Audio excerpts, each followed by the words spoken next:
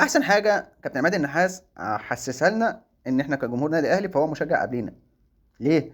عشان خاطر استبعد اكرم توفيق وضم علي معلول. راجل فاهم، راجل عارف الجمهور عايز ايه، مش ماشي عشان خاطر مصلحته. مش زي مارسيل كولر، اللاعب طالما هو لسه على ذمه النادي الاهلي فانا استخدمه لحد نهايه عقده وبعد كده يمشي، وبعد كده لما يجي يمشي اقول ده احنا ما جبناش بديل ليه. لا، لا. وعلي معلول اللي ضحى بحاجات كتير عشان خاطر يكمل مع النادي الاهلي، ومع ذلك لحد دلوقتي مجلس اداره النادي الاهلي قدرته عشان خاطر الجمهور وعلشان خاطر مسيرته الحافله بالنتائج والبطولات وكل حاجه. ده غير ان هو كابتن من كباتن النادي الاهلي، فبالتالي مجلس اداره النادي الاهلي جددت له عشان خاطر ده واحد ضحى بكتير عشان خاطر يكون بتشيرت النادي الاهلي لمده 8 سنين مع بعض ولا 9 سنين مع بعض. تمام. فرق بين ده علي معلول وفرق بين اكرم توفيق اللي اول ما شاف قرشين اكتر من اللي هو بياخدها من النادي الاهلي فراح جاي ماضي للشمال القطري وخلصت الدنيا على كده، وساب الدنيا ترزع تضرب تقلب. ومارسيل كولر كان بيجبرنا ان هو لازم يكون في ارضيه الملعب عشان خاطر ده انا محتاجه. طب ما انت عندك علي معلول، طب ما انت عندك انك انت ما كانش عندك بعد عطيه الله بعد ما اتصاب وكريم الدبيس اتصاب علي معلول كان موجود. لا انا ما اخدوش. طب انت عندك عجز في المركز بتاعه، خده معاك طيب في دوري ابطال افريقيا في قدام سان داونز. لا انا مش هاخده.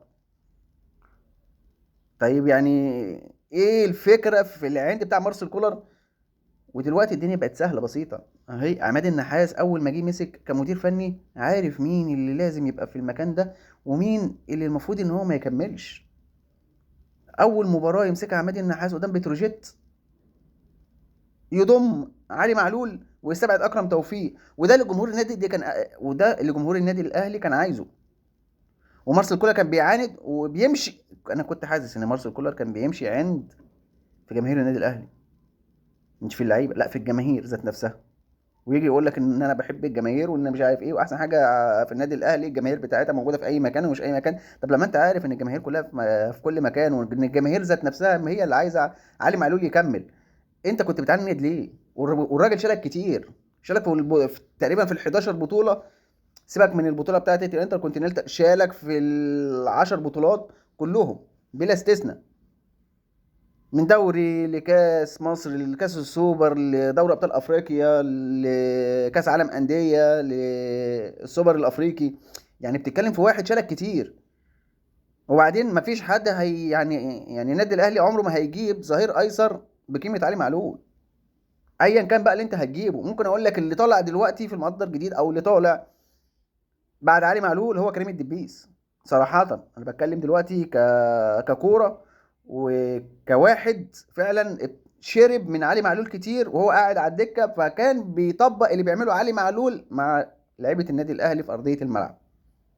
فبصراحة اختيار موفق جدا من كابتن عماد النحاس اللي فعلا بيثبت يوم عن التاني إن هو أهلاوي مشجع من الدرجة التالتة شمال، بس مش بيفكر في مصلحته، او مش بيفكر في ان هو يعاند الجمهور، او مش بيفكر زي محمد شوقي اللي جه ابتدت الدنيا تتحبك شويه. مارسيل كولر كان موجود في مكانه، اللي عايزه معاه بيكمل واللي مش عايزه كان بيمشيه. انا مش فاهم ليه، يعني اللي انا فهمته في الاخر خالص ان مارسيل كولر كان هو السبب في ان سيد عبد الحفيظ يمشي. ليه؟ عشان خاطر الجمهور عايز سيد عبد الحفيظ، وجمهور النادي الاهلي كان بيحب سيد عبد الحفيظ. شايف بقى بعد الفترة اللي فاتت دي كلها وسيد عبد الحفيظ بعد ما مشي ومش عارف ايه، وكنا بنقول ان الموضوع ليه اتجاه تاني وانك انت عشان خاطر رئيس نادي الزمالك يمشي فانت كان لازم تمشي سيد عبد الحفيظ. شوف تفكيرنا كان كله كان رايح فين، وفي الاخر طلع ان مارسيل كولر كان هو السبب في مشيان سيد عبد الحفيظ. بس مش هقول اكتر من كده. فانا بصراحة آه هنتفرج النهارده على المباراة، وان شاء الله علي معلول يظهر او يشكك في كل الكلام اللي كان بيتقال عليه سواء كان من مارسيل كولر او من اي حد تاني من جمهور النادي الاهلي يقول لك لا اصل كده كفايه قوي، كفايه قوي على علي معلول. لا، علي معلول لو برجل واحده انت هتستفيد بيه. علي معلول مع النادي الاهلي فعلا لو برجل واحده هيبقى احسن من اي لاعب تاني كان موجود في المكان بتاعه. اديك شفت دلوقتي مصطفى العش لما جيت حطيته، مصطفى العش كمدافع، بس برضو بياخد الجنب الشمال او الظهير الايسر، يعني ليه مركزين كدفاع وكظهير ايسر. اديك شفته مع دوري ابطال افريقيا عمل ايه؟ ما عملش حاجه. من ساعه ما جه عمل ايه؟ ما عملش حاجه. فان شاء الله نشوف مباراه عالميه من علي معلول النهارده، ويشكك في كل الكلام اللي كان بيتقال عليه. بس مش هقول اكتر من كده.